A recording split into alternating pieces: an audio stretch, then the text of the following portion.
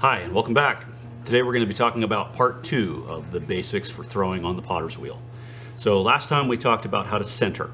From here, we're going to be moving on to the opening process. Now, opening may look different depending upon what you learn and how you're taught. And there's several different schools of thought about how to best open the ball of clay. And I'm going to show you a couple of different things.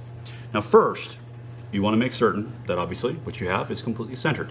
As I mentioned in the last one, you do not want to proceed to this stage until you have this completely down. Once you're confident and you know you're centered, you're ready to move on to opening. So our goal here is to go ahead and open this ball of clay up into essentially a short, fat, thick little bowl. That's our intent. And so in order to do that, what we're going to do is we're going to cup it with both hands. And as this is spinning, we're going to drive my thumb into it and begin to open the ball. Now, some people prefer to come in with their fingers from the front.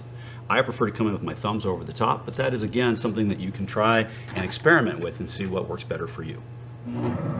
Again, I'm going to get it wet. I want to make sure I have enough water that I don't feel a lot of friction or drag, but I don't want to saturate it too heavily, as again, water will start to break the clay down and it'll start to turn into a big sludgy mess if I do too much of that.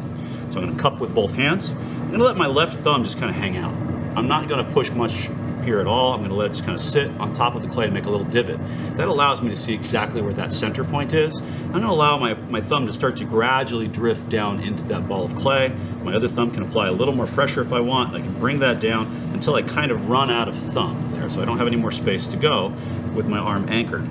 What I can do from here is add a little bit of water, and then I'm going to go ahead and take my thumb, I'm going to rotate my hand and drive my thumb a little deeper and pull flat and straight across the bottom. Now here's where some people prefer to come in from the front and use their fingers to open and pull it towards them. Again, both are completely valid processes. It just depends upon what works best for you.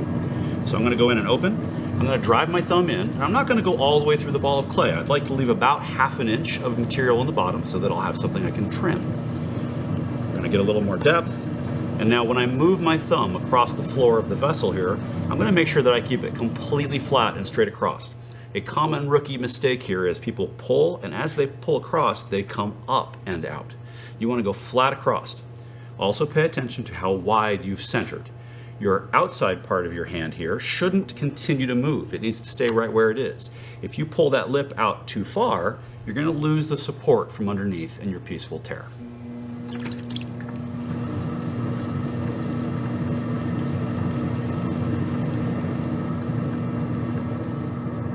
So once I've opened the ball, you'll notice that I have kind of a flat bottom on the inside.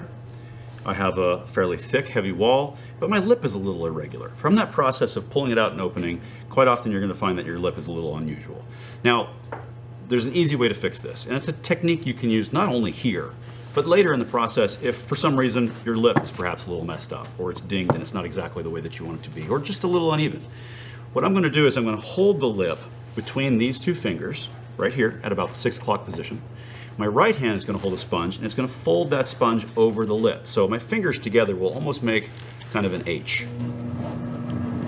I'm going to compress downward a little bit with the sponge and squeeze with my fingers and straighten that wall and also create a nice rounded top edge.